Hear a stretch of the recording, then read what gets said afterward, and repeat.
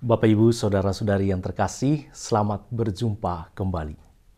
Katekismus Gereja Katolik nomor 366 mengajarkan bahwa setiap jiwa rohani langsung diciptakan Allah. Ia tidak dihasilkan oleh orang tua dan bahwa ia tidak dapat mati. Ia tidak binasa dan apabila pada saat kematian ia berpisah dari badan dan ia akan bersatu lagi dengan badan baru pada hari kebangkitan. Itu berarti Anda dan saya diciptakan Allah bukan sekedar untuk hidup sementara setelah itu lenyap, tetapi kita diciptakan Allah untuk hidup yang kekal. Keyakinan ini digambarkan secara tegas oleh anak kedua dalam bacaan pertama pada hari ini dari kitab Makabe. Dia mengatakan, Raja semesta alam akan membangkitkan kami untuk kehidupan kekal. Atau dalam Injil pada hari ini, Yesus menegaskan bahwa Allah yang kita imani bukan Allah orang mati, melainkan Allah orang hidup. Kehidupan Abraham, Ishak, dan Yakub tidak berhenti di makam, tetapi mengalami kehidupan kekal bersama Allah. Itulah yang mau dijelaskan Yesus tentang nas, semak, duri dalam kitab Musa, yaitu dari kitab Keluaran bab 3 ayat 6. Persis disinilah letak kegagalan orang Saduki untuk memahami isi kitab Musa yang mereka akui dengan bangga. Dan kitab Musa itu adalah kitab Kejadian, Keluaran, Imamat, Bilangan, dan Ulangan. Mereka menganggap bahwa ajaran tentang kebangkitan hanya sebuah ajaran yang tidak sesuai dengan Taurat. Atas dasar anggapan inilah, mereka menyodorkan praktik perkawinan levirat kepada Yesus dengan pertanyaan yang mau mempermalukan Yesus di muka umum. Perkawinan levirat ini tertulis dalam salah satu Taurat Musa, yaitu dalam kitab Ulangan bab 25 ayat 5 sampai dengan ayat 6. Dalam kitab ini tertulis seperti ini. Apabila orang-orang yang bersaudara tinggal bersama-sama dan seorang daripada mereka mati dan tidak meninggalkan anak laki-laki, maka janganlah istri orang yang mati itu kawin dengan orang di luar lingkungan keluarganya.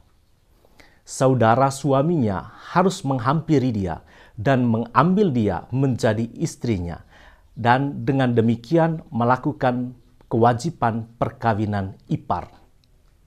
Lanjut pada ayat 6, maka anak sulung yang nanti dilahirkan perempuan itu haruslah dianggap sebagai anak saudara yang sudah mati itu, supaya nama itu jangan terhapus dari antara orang Israel. Kaum Saduki menggunakan kebiasaan perkawinan levirat ini dengan sebuah contoh tentang seorang wanita yang dinikahi 7 bersaudara. Pertanyaan mereka adalah, pada hari kebangkitan, siapa yang menjadi suami dari wanita ini? Walaupun orang Saduki mengklaim diri sebagai orang yang menguasai 5 kitab Taurat Musa, yaitu kitab Kejadian, Keluaran, Imamat, Bilangan, dan Ulangan, mereka sebenarnya telah sesat dalam penafsiran mereka sendiri. Dalam Injil Markus bab 12 ayat 24 sampai dengan ayat 25, Yesus mengatakan kepada orang Saduki, "Kamu sesat, justru karena kamu tidak mengerti kitab suci maupun kuasa Allah. Sebab apabila orang bangkit dari antara orang mati, orang tidak kawin dan tidak dikawinkan, melainkan hidup seperti malaikat di surga." Pertanyaan selanjutnya adalah, seperti apa kehidupan para malaikat itu? Perlu kita ketahui bahwa malaikat itu makhluk rohani murni yang memiliki akal budi dan kehendak, memiliki wujud pribadi tetapi tanpa badan dan tidak dapat mati. Karena para malaikat tak berbadan, maka manusia yang telah mengalami kebangkitan juga tidak dapat kawin dan dikawinkan.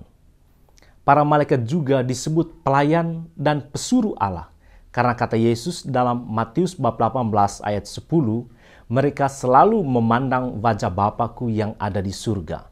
Dan menurut pemazmur, para malaikat melaksanakan firman Allah dengan mendengarkan suara firman Allah. Karena para malaikat terfokus pada Allah, maka cinta yang bersifat eksklusif, seperti cinta yang hanya terbatas pada relasi suami istri, pada relasi orang tua dan anak, tidak ada lagi. Memang untuk sampai pada kehidupan kekal, Bapak Ibu Saudara-saudari yang terkasih, tidak serta-merta berjalan secara otomatis bagi Anda dan juga bagi saya. Tuhan menuntut kita untuk menggunakan pakaian pesta, yaitu kasih, untuk dapat diterima dalam kebahagiaan kekal. Bahkan kita diundang untuk mencontohi kehidupan para malaikat yang hanya menjadi hamba Allah, bukan menjadi hamba mamon, yang hanya mewartakan firman Tuhan, bukan menabur fitnah dan kebencian yang berasal dari si jahat. Paulus dalam bacaan kedua pada hari ini memberikan kita optimisme dalam iman bahwa Tuhan itu setia. Ia akan menguatkan hati kita dan akan memelihara kita terhadap yang jahat. Tuhan memberkati kita semua.